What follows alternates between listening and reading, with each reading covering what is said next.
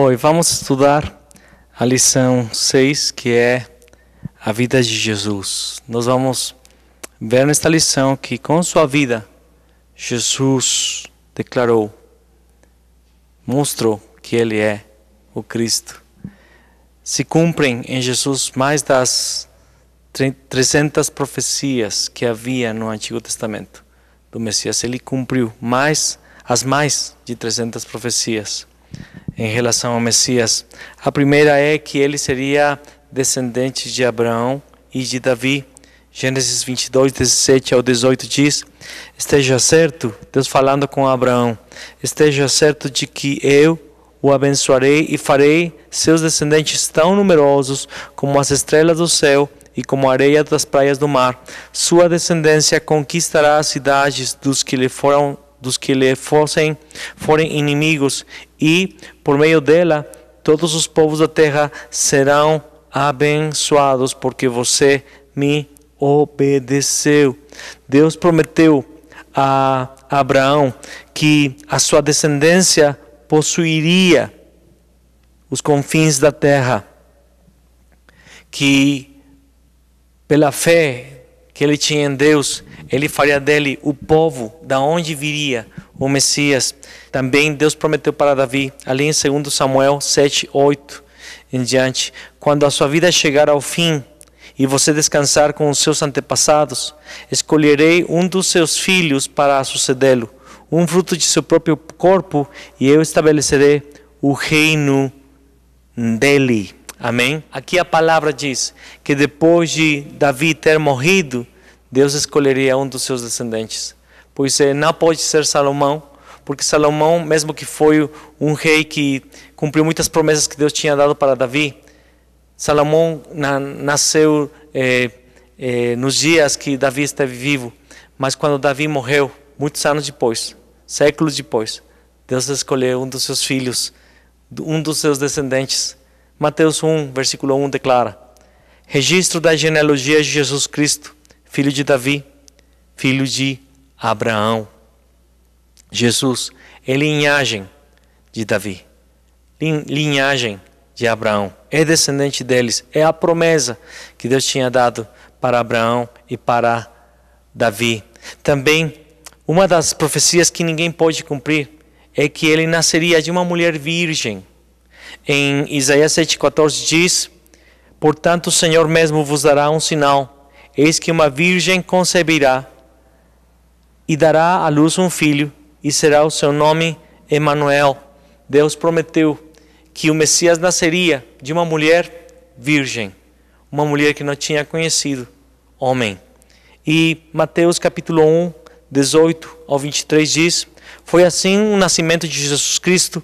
Maria, sua mãe, estava comprometida em casamento a José, mas antes que se unissem, achou-se grávida pelo Espírito Santo.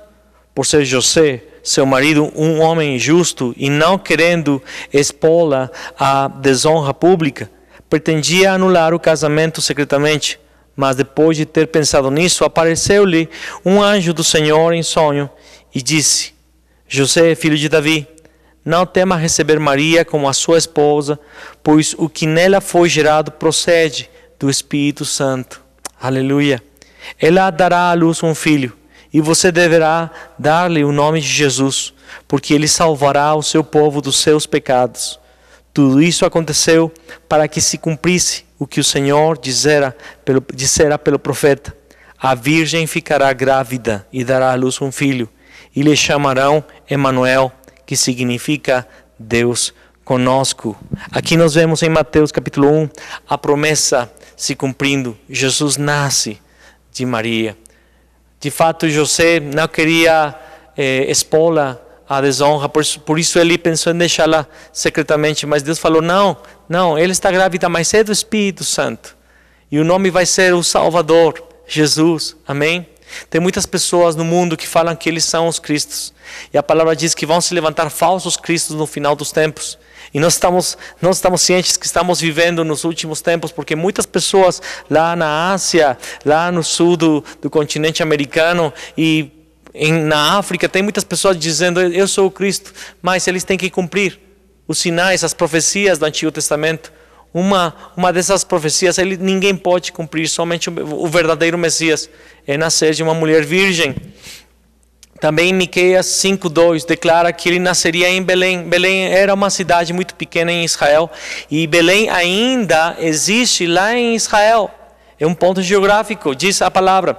E tu, Belém Efrata, posto que pequena entre milhares de Judá, de ti me sairá o que será Senhor em Israel, e cujas origens são desde os tempos antigos, desde os dias da eternidade. Deus está falando, aquele que é o eterno vai nascer em Belém. Amém? E Mateus 2, versículo 1 diz: depois que Jesus nasceu em Belém de Judeia, nos dias do rei Herodes, magos vindos do Oriente chegaram a Jerusalém. Aqui está o registro do cumprimento. Jesus nasceu em Belém. Jesus é o eterno. Amém? Ele seria vendido por 30 peças de prata. A Zacarias 11, versículo 12 e 13. Eu lhe disse: se acharem melhor assim, paguem-me, senão não me paguem. Então eles me pagaram 30 moedas de prata. E o Senhor me disse: lance isto ao oleiro, o ótimo preço pelo qual me avaliaram. Por isso tomei as 30 moedas de prata e as atirei no templo do Senhor para o oleiro. Mateus 27, 9. E o cumprimento diz: então se cumpriu o que fora dito pelo profeta Jeremias. Tomaram as 30 moedas de prata, preço em que foi avaliado pelo povo de Israel. Nós sabemos que Judas traiu Jesus e recebeu 30 moedas de prata. Também a profecia era que ele morreria pendurado no madeiro. Deuteronômio, capítulo 21, versículo 22 em diante diz: se um homem culpado de um crime que merece a morte for morto e pendurado no madeiro, não deixem o corpo no madeiro durante a noite. Enterrem-no naquele mesmo dia, porque qualquer que for pendurado no madeiro está debaixo da maldição de Deus. Não contaminem a terra que o Senhor, o seu Deus, lhes dá por herança. Amém? E Mateus 27, do versículo 26 até o 50, ali está descrita a paixão de Jesus. Ali está a história da morte, da crucifixão. Em versículo 31, nós vamos ler versículo 31. Depois de terem zombado dele, tiraram-lhe o manto e vestiram-lhe suas próprias roupas. Então o levaram para crucificá-lo. Jesus foi morto no madeiro. Jesus morreu na cruz. Ele cumpriu as profecias. Também estava profetizado que ele seria enterrado no túmulo de um rico. Isaías 53, 9 diz: foi-lhe dado um túmulo com os ímpios e com os ricos em sua morte, embora não tivesse cometido nenhuma violência, nem houvesse nenhuma mentira em sua boca. Em Mateus 27, do versículo 57 em diante diz: ao cair da tarde, chegou um homem rico da Arimateia, chamado José, que se tornara discípulo de Jesus. Dirigindo-se a Pilatos, pediu o corpo de Jesus, e Pilatos ordenou que lhe fosse entregue. José tomou o corpo, envolveu-o num lençol limpo de linho e o colocou num sepulcro novo que ele havia mandado cavar na rocha, e fazendo rolar uma grande pedra sobre a entrada do sepulcro, retirou-se. Maria Madalena e a outra Maria estavam assentadas ali, à frente do sepulcro. Amém? Então, outra profecia que ele cumpriu. Também a palavra declarava que ele ressuscitaria. O rei Davi profetizou no Salmo 16, versículo 10: porque tu não me abandonarás no sepulcro, nem permitirás que o teu santo sofra descomposição. Pedro depois usa este salmo para declarar: nós conhecemos o túmulo de Davi, os ossos do rei Davi, não sabemos onde eles ficam, mas Davi não estava falando dele mesmo. Ele estava falando do Messias, que Deus não permitiria que ele ficasse no túmulo, que ele ficasse morto. Deus o ressuscitaria. Em Mateus 28, a história está no versículo 1 ao versículo 10, a história da ressurreição. Vamos ler apenas o versículo 5 em diante. O anjo disse às mulheres: não tenham medo, sei que vocês estão procurando Jesus, que foi crucificado. Ele não está aqui, aleluia. Ressuscitou, como tinha dito. Venham ver o lugar onde ele jazia. vão depressa e digam aos discípulos dele: ele ressuscitou dentre os mortos e está indo adiante de vocês para a Galileia. Lá vocês o verão. Notem que eu já o avisei. E as mulheres foram com muito medo, elas tremiam, mas elas foram anunciar essa notícia que o anjo falou para elas: Jesus ressuscitou. O ministério público de Jesus, encontramos lá em Mateus capítulo 4, 23, diz a palavra: Jesus foi por toda a Galileia, ensinando nas sinagogas deles, pregando as boas novas do reino e curando todas as enfermidades e doenças entre o povo. Jesus ensinava o que ensinava? O reino de Deus, a promessa de Deus, a salvação de Deus, o plano de Deus para a humanidade. Qual era esse evangelho? Que eles deviam crer no Filho do seu amor, no Filho de Deus, no Messias, que deviam crer nele, em Jesus. Ele pregava o evangelho do reino, as boas novas. Ele falou: arrependam-se, o reino está próximo, o reino é chegado. A boa notícia é que ele vinha com o verdadeiro Messias, com o verdadeiro rei, sacerdote e profeta. Ele vinha a cumprir todas as profecias do Antigo Testamento, mais de 300. E eu quero colocar aqui o seguinte: é muito mais fácil, mas muito mais fácil que alguns de vocês ganhem a Mega Sena do que cumprir as 300 profecias. Ninguém pode. Somente o Messias, somente o Filho de Deus, somente Jesus. Somente Ele poderia nascer de uma mulher virgem. Somente Ele poderia morrer e ressuscitar ao terceiro dia dentre os mortos. Ele pregava o evangelho e ele curava toda enfermidade e toda doença, não apenas para curar, não apenas para fazer milagre, não apenas para expulsar demônios. Ele fazia tudo isso para que eles viram os sinais do Messias. Somente o Messias poderia fazer todas aquelas coisas que Jesus fez. Ele fez tudo aquilo para que eles crescem que ele era o Messias. Ele também cumpriu com a cruz. Ele foi para a cruz, irmãos.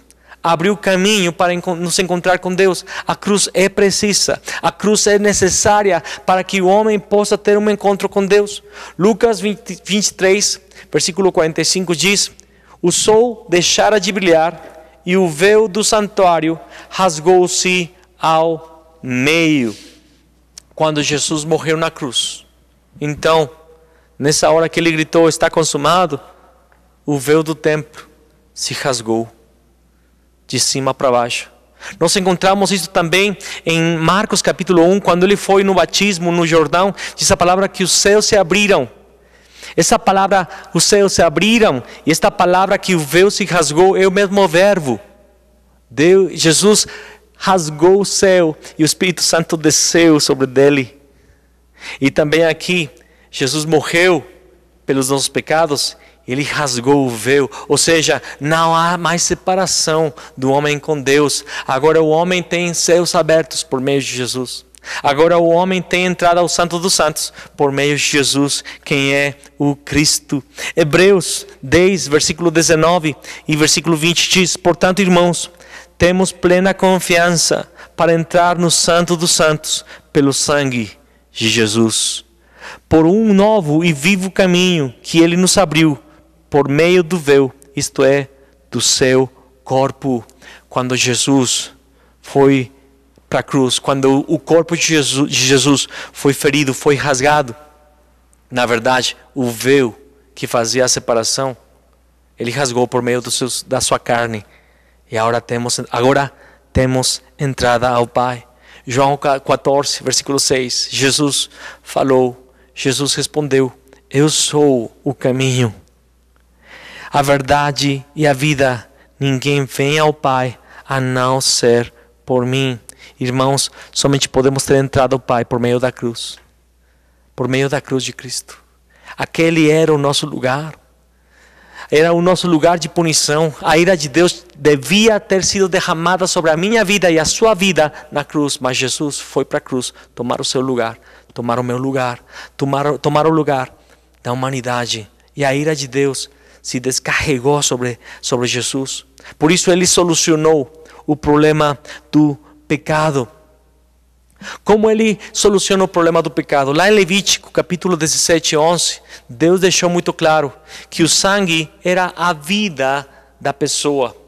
A palavra diz, pois a vida da carne está no sangue.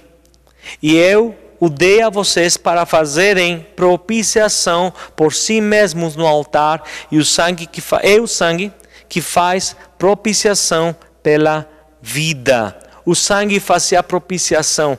O sangue dos animais fazia com que Deus fosse misericordioso, com que Deus perdoasse os pecados da nação temporalmente. Hebreus 9, versículo 12 diz, não por meio de sangue, de bodes e novilhos, mas pelo seu próprio sangue, ele entrou no Santo dos Santos, de uma vez por todas, e obteve eterna redenção. Jesus não entrou com sangue de animais. O sacerdote, quando ele entrava no tabernáculo, ele tinha que oferecer sangue primeiro pelos seus pecados, depois pelos pecados da nação. Mas Jesus somente entra com seu sangue pelos pecados da humanidade, porque Ele é santo, Ele é Deus. E Ele fez um só sacrifício para todo e sempre. Ele não precisa voltar à cruz para morrer. Ele morreu uma vez para todo e sempre. E aqueles que creiam nele, aqueles que assumam o sacrifício de Jesus, aqueles que recebam esse sangue, vão obter eterna redenção. Marcos 10:45 diz, pois nem mesmo o Filho do Homem veio para ser servido, mas para servir e dar a sua vida em resgate por muitos. Ele não somente foi para a cruz. Ele foi para a cruz como o servo sofrente, como o servo sofridor. Ele vinha para sofrer pelos nossos pecados. Ele veio para nos resgatar por meio da cruz. Mas Ele também veio para nos dar vida por meio da sua ressurreição.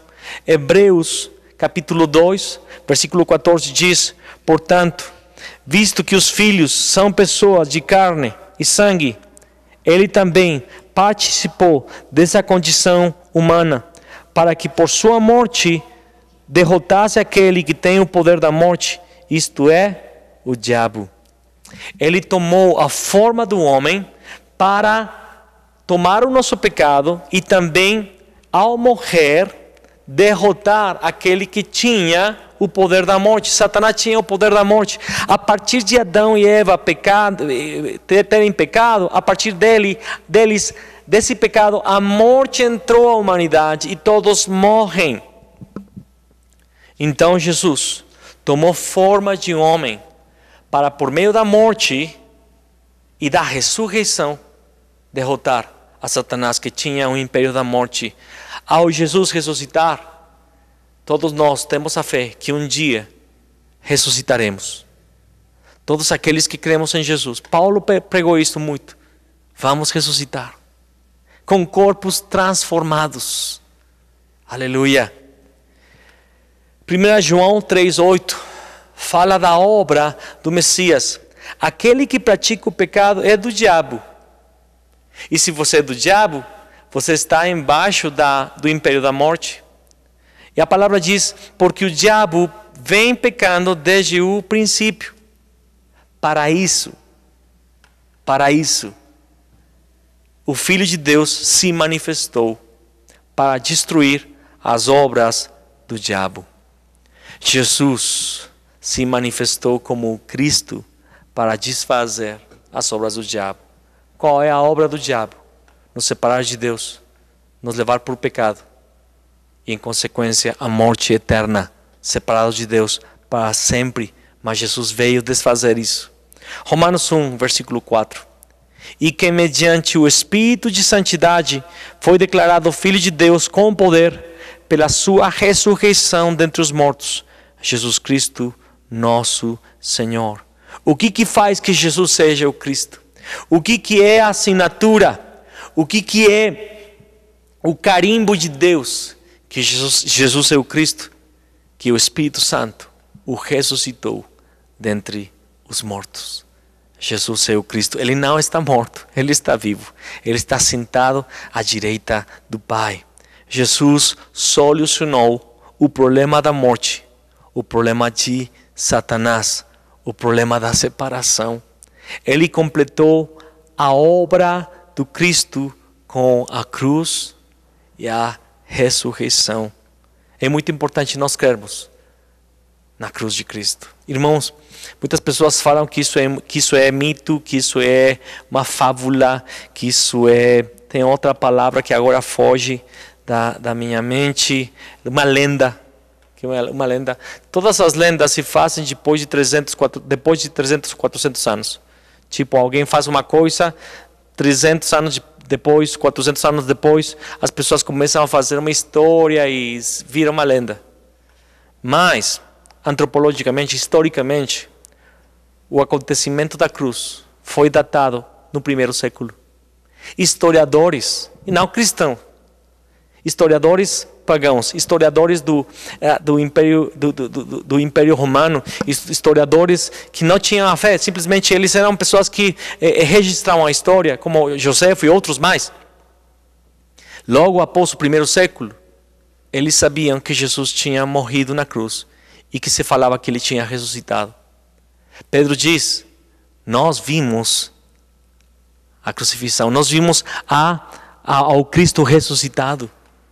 Paulo diz, teve 500 pessoas que viram a Jesus ser assunto ao céu e muitas delas continuam vivas. Outras morreram, mas muitas delas continuam vivas. Isso não foi uma lenda, não foi um mito, foi uma realidade. Jesus ressuscitou e a história o diz.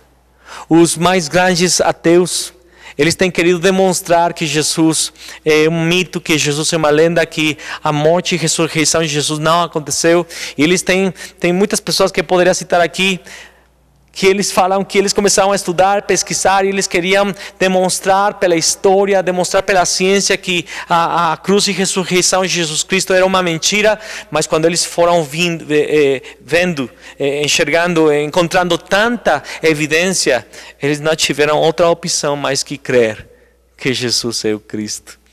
Queridos, a cruz e a ressurreição é a chave da salvação, é a chave do Evangelho. Jesus tomou meu lugar na cruz. Ele ressuscitou para me dar vida. Se eu creio que Ele é o Cristo, que venceu Satanás, venceu o pecado, terminou com a separação, eu sou salvo, eu sou filho de Deus. Jesus testemunhou com sua vida que Ele é o Cristo. E Ele foi assunto, Ele foi elevado aos céus.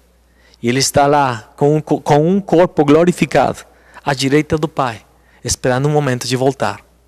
Quando Ele voltará? Quando a igreja levar este Evangelho a todas as nações da terra. A gente vai ver isso na lição 12, mas eu já antecipo aqui. Eu oro para que o Senhor esteja levantando, gerando esta fé no seu coração. Muitos dizem crer em Jesus, mas não têm sintomas, não têm frutos de verdadeiros cristãos. Porque na verdade têm recebido religião. Mas quando nós olharmos, quando nós atendermos para o verdadeiro Evangelho, que Jesus é o Cristo, o Espírito Santo estará começando a gerar em você esta fé, uma fé verdadeira, uma fé muito doida, que vai levantar você, encorajar você para sair para a rua e pregar o Evangelho. O Senhor conta com você, o Senhor conta comigo. Isto aqui não é apenas um ensino para que você fique mais sabichudo, cabeça mais grande, cabeça assim grande, cheia. Não. É para que seu coração fique em chamas. Para que seu coração comece a pegar fogo. Que Jesus é o Messias. E que nós temos essa verdade que salva a nossa geração. Quando este Evangelho do Reino seja pregado em todas as nações, então Jesus o Cristo vem. Vamos orar. Pai, muito obrigado pela Tua palavra. Obrigado por ter cumprido todos os sinais, todas as profecias que o Senhor tinha falado no Antigo Testamento. Obrigado, Jesus, porque não temos dúvida, não temos receio que Tu és o Cristo. nós queremos com todo o nosso coração. Senhor, nós queremos arder, queimar de paixão por Jesus, o Cristo. Queremos transmiti-lo, queremos pregá-lo, queremos evangelizar o Brasil e as nações da terra. Queremos levar este evangelho do reino a todas as nações, porque desejamos sua volta, Senhor Jesus. Maranata, Maranata, ora vem, Senhor Jesus. Amém e amém.